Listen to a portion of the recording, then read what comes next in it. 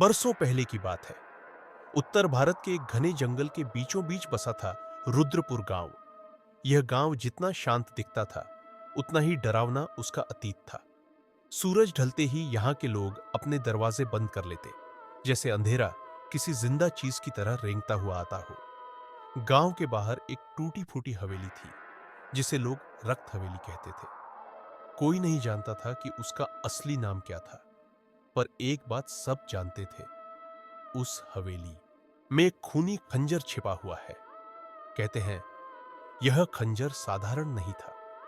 जिस किसी ने भी उसे उठाया, उसकी आत्मा हमेशा के लिए अंधेरे की हो गई। सैकड़ों साल पहले रुद्रपुर पर राज करता था राजा विक्रम सिंह, निर्दयी, अहंकारी और रक्त पिपासु। उसने अपने शत्रुओं, अपने ही मंत्रियों और यहां तक कि निर्दोष ग्रामीणों का भी कत्ल कराया। इन सभी हत्याओं में वह एक खास खंजर का इस्तेमाल करता था। यह खंजर एक तांत्रिक ने उसे दिया था, यह कहकर कि हर हत्या के साथ यह खंजर और शक्तिशाली होता जाएगा, पर याद रखना, एक दिन यही तुम्हारी मौत का कारण बनेगा। राजा हंसा था, मगर उसी खंजर से एक रात उसकी रानी ने उसकी हत्या कर दी।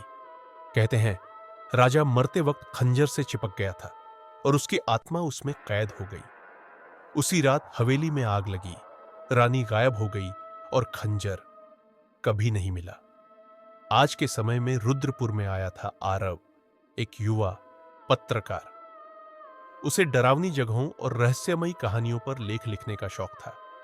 खूनी खंजर की कहानी उसने इंटरनेट पर पढ़ी और वहीं तय कर लिया, उसे सच्चाई जाननी है। गांव पहुंचते ही लोगों ने उसे मना किया। बाबू, हवेली के पास मत जाना, एक बूढ़े ने कांपती आवाज में कहा। वहां से कोई सही सलामत नहीं लौटा। आरव मुस्कुराया, मैं अंधविश्वास नहीं मानता। उस रात टॉर्च और कैमरा लेकर वह रक्त हवेली की ओर बढ़ा। हवेली का दरवाजा अपने आप चरमराते हुए खुल गया। अंदर घुसते ही सड़ान और लोहे जैसी गंध ने उसका दम घोंट दिया। दीवारों पर सूखे खून के निशान थे, जैसे समय ने उन्हें मिटाने की कोशिश की हो, मगर नाकाम रहा हो। अचानक छनक कुछ गिरने की आवाज आई। आरव जैसे जैसे आगे बढ़ा, उसे तहखाने की सीढ़ियां दिखी। नीचे अंधेरा था, गाढ़ा, भारी। जैसे ही वह नीचे पहुंचा, टॉर्च की रोशनी एक पत्थर की वेदी पर पड़ी और वहां रखा था खूनी खंजर। उस पर ताजा खून टपक रहा था। ये कैसे मुमकिन है? आरव बुदबुदाया।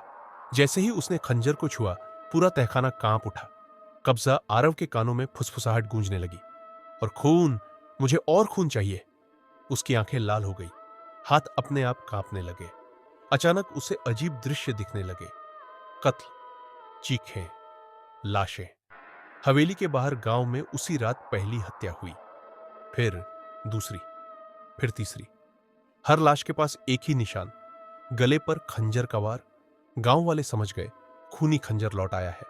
सच का सामना गांव की एक तांत्रिक महिला मायरा जानती थी कि क्या हो रहा है। वह हवेली पहुंची।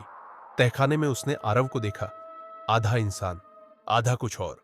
खंजर छोड़ दो, मायरा चिल्लाई, वरना तुम्हारी आत्मा हमेशा के लिए कैद हो जाएगी। आरव रोया, मैं खुद को रोक नहीं पा रहा। तभी खंजर से एक साया निकला, राजा विक्रम की आत्मा। यह मेरा शरीर है, वह गरजा। अंतिम बलिदान। मायरा ने मंत्र पढ़ना शुरू किया। हवेली हिलने लगी, खंजर चीखने लगा जैसे कोई जिंदा हो। आरव ने आखिरी ताकत जुटाई, इस बुराई को खत्म कर दो, चाहे मुझे मरना पड़े। मायरा ने खंजर को पवित्र अग्नि में फेंक दिया। एक भयानक चीख गूंजी, हवेली ढह गई। अंत या शुरुआत? सुबह गांव शांत था। आरव कभी नहीं मिला, खंजर भी नहीं। सालों बाद जंगल में लकड़ियां काटते एक आदमी को जमीन में कुछ चमकता दिखा। एक खंजर जिस पर सूखा खून लगा था, और हवा में फिर वही फुसफुसाहट, मुझे और खून चाहिए।